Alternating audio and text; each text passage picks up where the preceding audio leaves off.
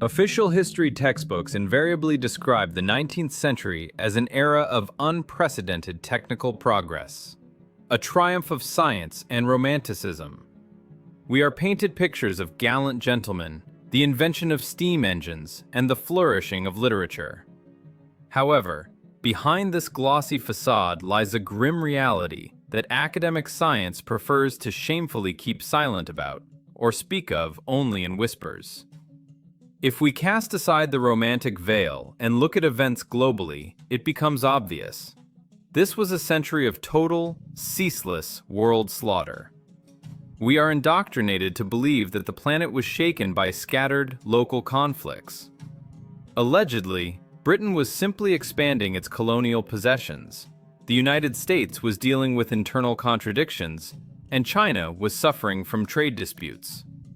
But this version crumbles to dust the moment you compare the scale and geography of the events. If we turn to the dry language of facts and chronology, ignoring emotional assessments and political interpretations, a frightening picture of synchronicity opens up before the researcher. It is enough to simply line up the events of the mid-19th century on a single timeline to see that the world wasn't just feverish, it was burning in a single flame. The entire globe was engulfed in hostilities in one incredibly compressed decade. In 1848, Europe flared up with a series of revolutions known as the Spring of Nations. As if on command from an invisible conductor, social explosions occurred in almost all capitals simultaneously. Barely had the smoke cleared over the European cobblestones when, in 1850, on the other side of the world in China, the so-called Taiping Rebellion began, a conflict of monstrous proportions. Just 3 years later, in 1853, the Crimean War broke out, where the world's leading powers converged their fleets on a single point. A few years later, in 1857, India was shaken by the Sepoy Mutiny. And by 1861, the bloody confrontation between the North and South began in the United States of America. This chain of catastrophes was completed by the Paraguayan War, which started in 1864 and led to the almost complete disappearance of the population of an entire country. Does it not seem strange to you that the planet went up in flames everywhere and all at once? Official science suggests we believe in a random coincidence, naming a separate, isolated reason for each conflict. Here, economics. There, religion. Elsewhere, the struggle for independence or the abolition of slavery. However, from the point of view of elementary logic, such a density of events cannot be accidental. When a fire starts at the same time in the living room, the attic, and the basement, no one in their right mind would claim it is just a coincidence of faulty wiring and careless handling of fire. It is obvious that the building is being torched, and it is being done systematically, according to a pre-approved plan. In the 19th century, our common home was set on fire intentionally, and the intensity of this process left no chance for containing the blaze. It was a global territory cleanup. The aggressor in this scheme is quite clearly visible. It is the coalition of Western powers forming the New World Order, the British Empire and its allies, whose interests surprisingly coincided on all continents. But the main question that arises when analyzing this synchronized slaughter concerns not the attackers, but the defenders. Against whom was such power deployed? Who were they actually protecting? And whom were they destroying, with bayonets and cannons, from the American prairies to the Great Wall of China? Explanations about peasant riots and internal strife stop working if you assess the scale of resources involved and the level of casualties. You do not gather united fleets or wage wars of extermination for decades against scattered rebels or poorly armed natives. Obviously, the enemy possessed strength, organization, and resources that posed a real threat to the advancing New World.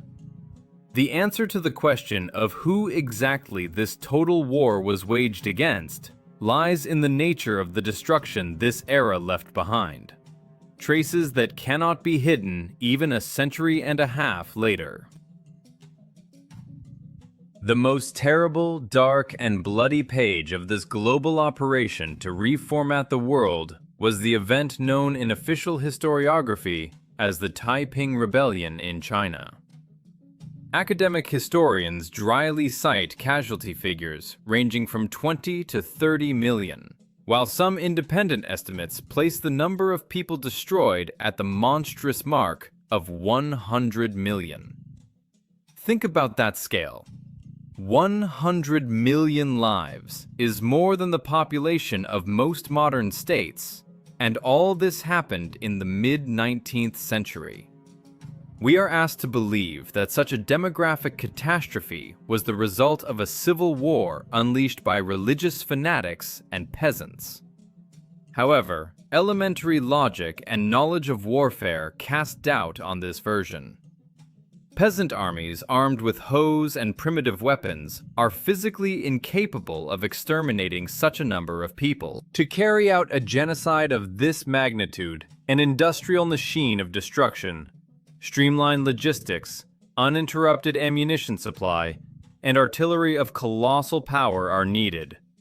Things the rebels simply could not have had. If we look at the surviving engravings and rare photographs of Chinese cities from that period, we see not traces of fires or street fighting, but ruins that are frighteningly reminiscent of the aftermath of 20th century carpet bombing. Stone buildings are not just damaged, they are pulverized, neighborhoods turned into rubble. There is a well-founded version that China at that time was not a backward agrarian territory at all, but one of the last strongholds of an ancient, highly developed civilization, that very Great Asia or Tartaria. Under the guise of suppressing a rebellion, Western powers, in alliance with the Manchu dynasty, methodically destroyed the indigenous population, which possessed knowledge and technologies dangerous to the new masters of the world. It was a cover operation, where total territory cleansing and the erasure of historical memory were carried out under the noise of civil unrest. Moving to the other side of the world, to North America, we find a strikingly similar picture of destruction, which is explained to us as the Civil War between the North and the South. Since childhood, we have been indoctrinated that this was a conflict for the liberation of slaves and the preservation of national unity. But documentary evidence capturing the destroyed cities of the South, Richmond, Atlanta, Charleston, tells a different story. The photographs show brick boxes without roofs, neighborhoods burned to the ground, the jutting skeletons of majestic buildings, and a complete absence of floors. The nature of this destruction raises many questions for any engineer or military expert. Field artillery of the mid-19th century fired cast iron cannonballs that could punch a hole in a wall or destroy part of a parapet, but they did not possess the kinetic energy capable of leveling city blocks down to the very foundation. What we see in American cities of the 1860s surprisingly resembles the landscapes of Dresden or Hiroshima after the air raids of 1945. One gets the feeling that the Army of the North was performing the function not of restoring constitutional order, but of clearing territories where rich city-states, part of the global system of the Old World, were located. The architecture of the South was antique, majestic, impossible to build by colonists arriving in wagons in wild lands. These cities needed to be destroyed to erase the memory of who actually built them, and the population needed to be replaced. The casualty statistics in this war also caused bewilderment. Official figures are constantly corrected upwards, but demographic gaps point to the disappearance of a much larger number of people than is generally accepted. The asymmetry of these wars lay not in tactics, but in the overwhelming technological superiority of one side. We see traces of the use of weapons whose power is orders of magnitude greater than anything that officially existed in the arsenals of that time. Someone had the ability to turn stone into dust and demolish entire metropolises, while the other side could only defend unsuccessfully. But to finally understand the nature of this destructive impact and get closer to solving the mystery of the technologies used, it is necessary to pay attention to the objects that the aggressors tried to destroy with special, maniacal persistence, but could not completely erase. The traces of this struggle lead us to the bastions of Sevastopol and deep into the South American continent to Paraguay. The Crimean War, presented by official history as a conflict between Russia and a coalition of Britain, France, and Turkey for control of the Straits, turns into one of the most mysterious operations of the 19th century upon closer inspection. If we discard the political rhetoric of that time and look at the map of hostilities, a logical question arises. Why would the world's greatest powers send their huge fleets into the closed Black Sea, spend colossal resources, and besiege a single city, Sevastopol, for years? From a military point of view, such a concentration of forces and means for the sake of one dot on the map looks absurd, unless the true goal differed from the declared one. Sevastopol was not just a strategic port. Its bastions were cyclopean structures, literally carved into the bedrock, with an extensive network of underground communications and complex engineering infrastructure. The claim that such fortifications were erected with picks and shovels by soldiers and sailors under continuous enemy fire does not hold water. The volume of earth and rock work required to create such a system is comparable to building a subway, which is impossible to accomplish under siege conditions in a short time. It is more logical to assume that Sevastopol, like many other so-called star forts around the world, was an object of ancient infrastructure. It was an energy hub, a logistics center, or a technical complex of the previous civilization, which the new masters of the world sought not to capture, but specifically to destroy. The coalition wiped the city off the face of the earth with maniacal persistence, turning antiquity into rubble so that the functionality of this object could never be restored. Looking closely at the descriptions of the invasion armies, one can notice a strange unification. The French, British, Sardinians, yesterday's geopolitical rivals, act as a single mechanism, as if dressed from the same warehouse and following orders from a single center. This resembles a global police operation, where the united army of the New World Order conducts a cleanup. It creates the impression of a kind of rigged match, during which two huge forces destroy an ancient city and at the same time utilize the excess male population of their countries in senseless frontal assaults, labeled by historians as meat grinders. We find an even more tragic and illustrative example of cleansing in South America. The Paraguayan War, which began in 1864, represents an unprecedented act of genocide. Tiny Paraguay stood against giants, Brazil, Argentina, and Uruguay. The outcome of this conflict is monstrous, even by the standards of the cruelest wars. Up to 90% of the male population of the country died. Such statistics testify that the goal was not the defeat of the army or a change of government, but the total physical liquidation of carriers of a specific cultural and genetic code. Historians admit that pre-war Paraguay was a unique state, self-sufficient with developed industry, railways, and telegraphs built without crippling British loans. It was a system country, falling out of the control of the forming global financial web. There is a high probability that Paraguay was a kind of sanctuary, an enclave where, deep in the continent, remnants of the previous civilization remained, trying to survive and preserve their technologies. The coalition of neighbors, generously armed and financed from the outside, played the role of executioner. They physically destroyed the men who remembered the true history, possessed technical skills, and had a spirit of independence.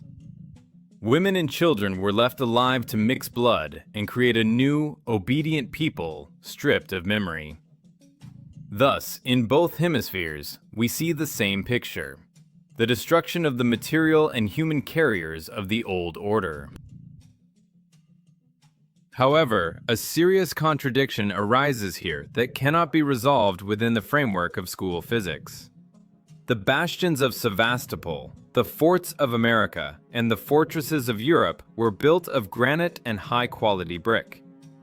To turn these structures into the ruins we see in old photographs, a simple cast-iron cannonball filled with black powder is not enough. Ordinary artillery leaves divots, but it is incapable of melting stone. And here we approach the most uncomfortable evidence of that era: traces of thermal impact of such force that it does not fit into official concepts of 19th century technology. The skepticism of official science faces an insurmountable obstacle when it comes to material evidence of mid-19th century destruction. If we leave aside the chronicles, which could have been rewritten, and turn to physics and material science, a picture opens up that is incompatible with the level of technology attributed to that era. Investigating the ruins of fortifications such as Fort Sumter and Fort Pulaski in the USA, fortifications near Paris, or the forts of Kronstadt, researchers discover a phenomenon that cannot be explained by the impact of cast-iron cannonballs and black powder. We're talking about vitrification, the process of turning stone and brick into a glass-like mass under the influence of extreme temperatures. We observe granite blocks that flowed like wax and froze in bizarre drips, and brickwork turned into a single vitrified monolith. Physics is relentless here. The melting point of granite is about 1200 degrees Celsius, and for high-quality brick, this threshold can be even higher. An explosion of black powder, even in large volumes, creates a shockwave and fragmentation damage, but it does not generate a sustained heat field of such intensity to melt multi-meter walls into a liquid state. This means only one thing: weapons of a fundamentally different class were used in the so-called wars of the mid-19th century. The nature of the damage points to the use of powerful thermal, or possibly plasma impact, the operating principle of which is either unknown to the modern public or intentionally classified. This hypothesis finds confirmation in the analysis of the famous Great Fires that swept the world in the same era. Chicago, Boston, Seattle, Spokane, and in Eurasia, Moscow and Kiev burned according to the same strange scenario. Official versions attributing the destruction of huge metropolises to an overturned kerosene lamp or a spark in a haystack look like a mockery of common sense. Hectares of solid masonry do not burn down from a simple spark. The fire spread at an unnatural speed, leaving residents no chance to evacuate. But most importantly, the consequences. In these fires, steel melted and flowed into storm drains, while stone and brick crumbled into sand, losing their molecular structure. This does not happen during ordinary wood burning, but under the influence of extreme temperatures characteristic of carpet bombing using high-order incendiary mixtures or directed energy weapons. It was a targeted operation to clear architectural heritage. Cities did not just burn, they were destroyed to zero to make room for primitive red brick boxes, which we mistakenly consider historical buildings today. The asymmetry of this war lay in the fact that the attacking side, representing the interests of the emerging new order, likely had access to atmospheric or orbital strike technologies. The defenders, residents of the old city-states, were defenseless. Perhaps their defense systems, those very domes or energy fields vaguely mentioned in legends, were previously disabled as a result of some global failure. People were trapped. Their homes were burned out by directed pulses, turning stone into lava and organic matter into dust. Later, historians would call these events fires at warehouses or accidental ignitions, hiding the fact of the use of weapons of mass destruction. However, even if we accept the version of a high-tech war from the air, the question of ground operations remains open. After all, it is not enough to scorch a territory. It must be occupied. And here, official history falls into its own logistical trap. How could million-strong armies, which we are told about in school, move, be supplied, and conduct active combat operations over gigantic distances with a complete lack of roads and infrastructure, allegedly destroyed or not yet built? The answer to this question forces us to reconsider not only the history of wars, but also the chronology of natural disasters. After analyzing destructive wars and unexplained technological anomalies, we encounter another frightening contradiction, this time demographic. Mathematics is an exact science, and it ruthlessly destroys the official picture of the world's recovery in the second half of the 19th century. If we believe historical reports, a significant part of the male population of the planet died during global conflicts, epidemics, and alleged natural disasters. In some regions, losses reached 90%. The biological laws of reproduction are immutable. The human population is incapable of recovering instantly. A woman cannot give birth to 5 children a year, and a child needs time to grow. However, statistics show an explosive, avalanche-like population growth almost immediately after the end of the Great Slaughter. The population did not just recover, it doubled and tripled in a matter of decades, which is absolutely impossible from a biological point of view. The only rational explanation for this phenomenon lies in a plane that even the boldest researchers are afraid to discuss. We are talking about the mass, artificial filling of territories with new people. It is precisely in the mid-19th century that thousands of huge foundling hospitals and orphanages opened all over the world as if on command.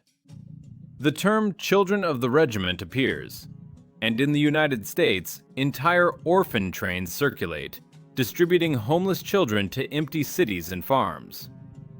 Where did millions of children without parents come from overnight? Their origins are foggy. Documents are often missing or forged. These children, deprived of ancestral memory and connection with the past, were drilled in conditions of strict discipline, given new, often standardized surnames, and prepared for the role of ideal performers, workers for factories and soldiers for new armies. There is a frightening theory, supported by strange exhibits of those years, that this process was not natural. At the world fairs of the late 19th century, incubators for infants were openly demonstrated to the public. We are told these were medical devices for premature babies, but the scale and context of their use suggest technologies for artificial cultivation or cloning. Perhaps this is how the problem of depopulation was solved. The new masters of the world created a service human, a bio-robot, biologically identical to previous people, but with a clean hard drive instead of the memory of ancestors. Parallel to the physical filling of the void, a reformatting of consciousness was taking place. Entire ethnic groups appear that did not exist on maps before. In the offices of linguists, literary languages are created and implemented, dialects are standardized, and new grammatical norms are introduced.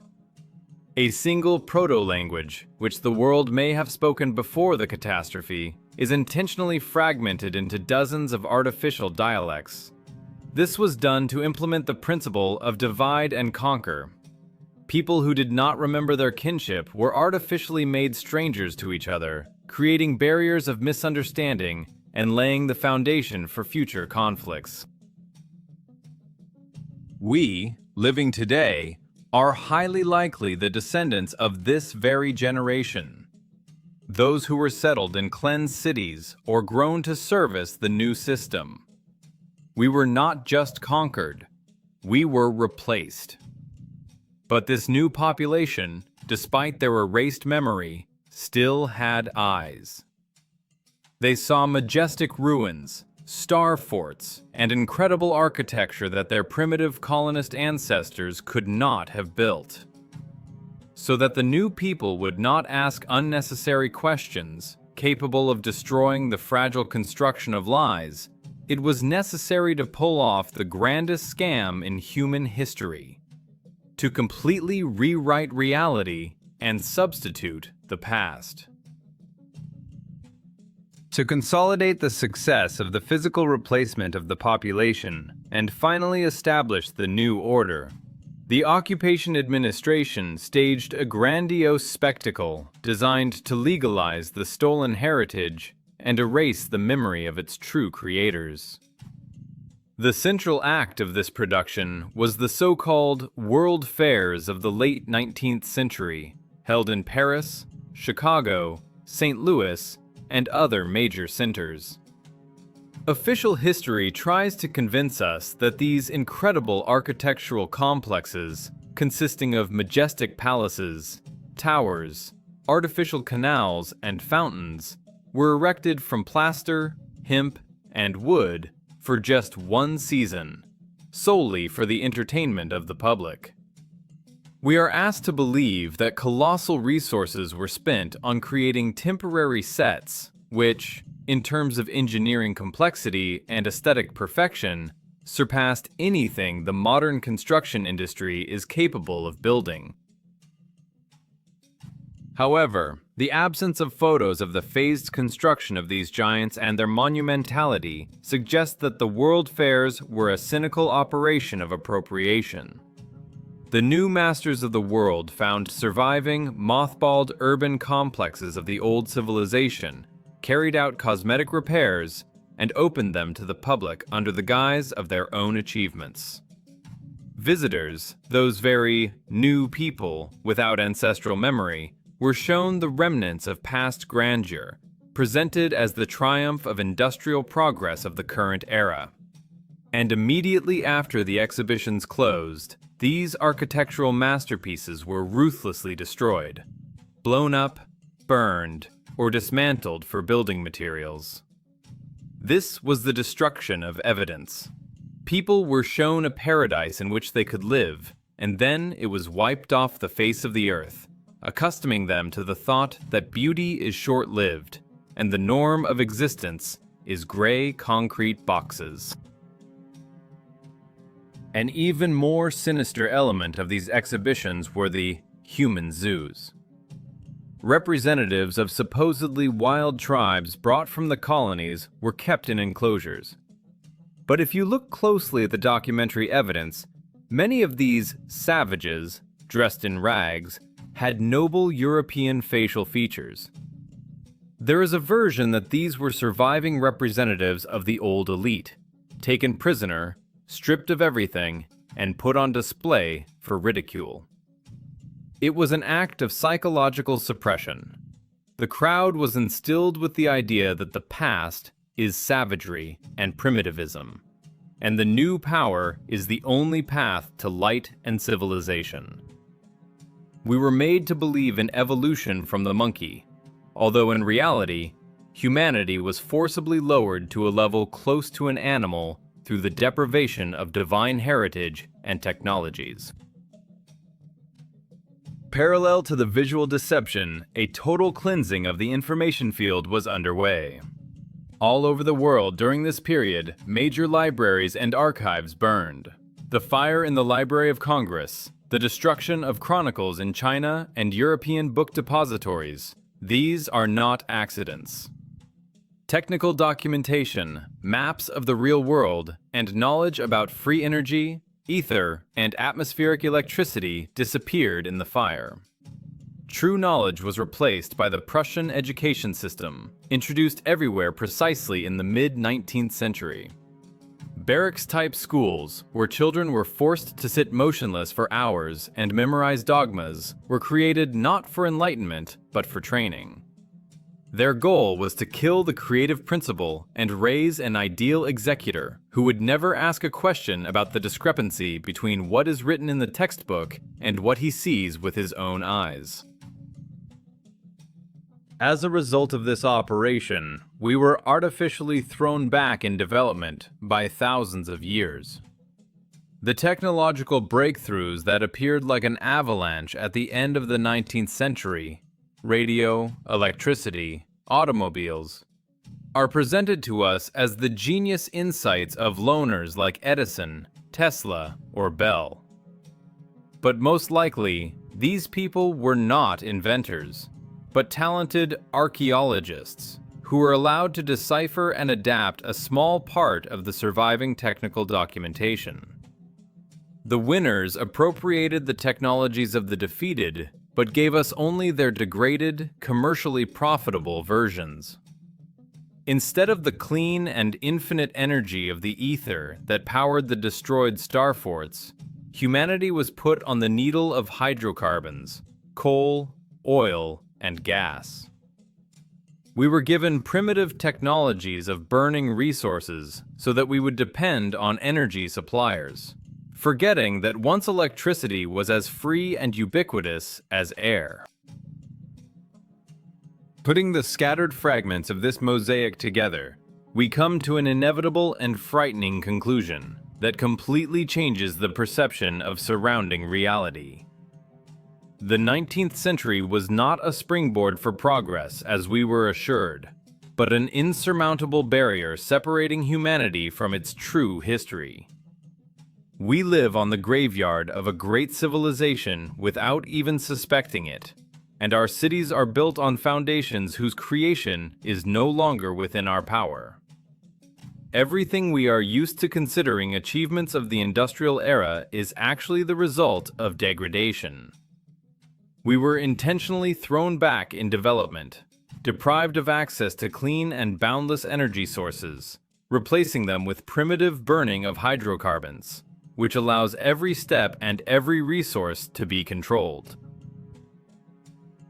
The benefits of civilization that we are so proud of today, from radio waves to electricity, are just miserable crumbs, adapted remnants of technologies that we were allowed to use.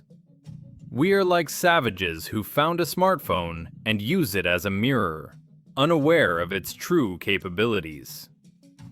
All official history, written by the victors, is not a chronicle of real events, but a cover legend, carefully developed by the occupation administration. Kings, emperors, and presidents of that era look not like sovereign rulers, but like appointed managers whose task was to legalize the redistribution of property and ensure the uninterrupted functioning of the new system of exploitation. Revolutions and social upheavals were merely instruments of cleansing and asset redistribution, a spectacle to divert attention while a global paradigm shift was taking place behind the scenes. However, The truth, like grass through asphalt, breaks through the thick layer of lies.